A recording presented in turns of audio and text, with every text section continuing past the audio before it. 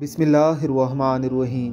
ایک یہودی عالم کا حضرت دیدار مصطفیٰ کا ایک خوبصورت واقعہ سیدنا ابو ہریرہ رضی اللہ تعالی عنہ سے مروی ہے کہ حضور نبی اکرم صلی اللہ علیہ وسلم کے وصال مبارک کے بعد کسی ایک جمعرات کی صبح کو ہم بیٹھے ہوئے تھے کہ اونٹ پر سوار ایک سفید ریش بوڑھا آیا۔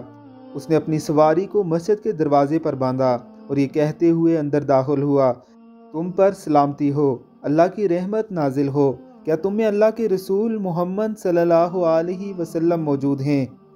حضرت علی رضی اللہ تعالی عنہ نے فرمایا، اے حضور کے بارے میں پوچھنے والے، تجھے آپ علیہ الصلوۃ والسلام سے کیا کام ہے؟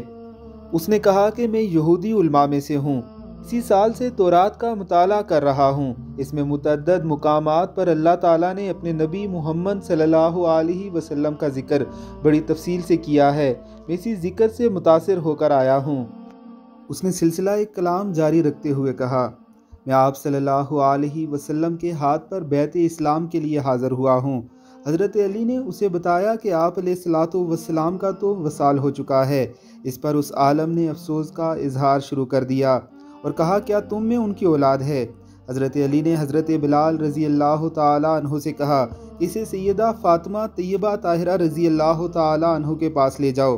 وہاں جا کر اس نے اپنا تعارف کروایا اور اس خواہش کا اظہار کیا کہ میں آپ صلی اللہ علیہ وسلم کے کپڑوں میں سے کسی کپڑے کی زیارت کرنا چاہتا ہوں۔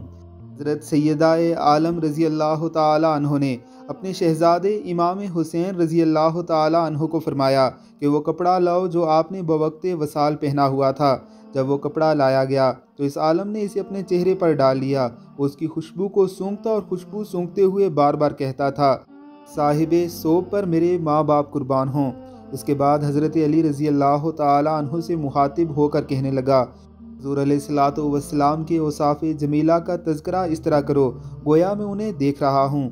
بات سن کر حضرت علی رضی اللہ تعالیٰ عنہ اپنے جذبات پر قابو نہ رکھ سکے۔ حضرت علی شدت کے ساتھ رو پڑے اور کہنے لگے، اے سائل، خدا کی قسم، آپ علیہ الصلوۃ والسلام کی زیارت کا جس قدر تجھے اشتیاق ہے، مجھے اس سے کہیں بڑھ کر اپنے حبیب سے ملاقات کا شوق ہے۔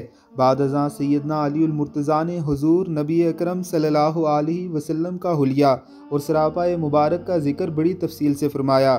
اس کی من و عن تصدیق اس یہودی عالم نے سابق کتاب سماویہ کی روشنی میں کی اور مسلمان ہو گیا۔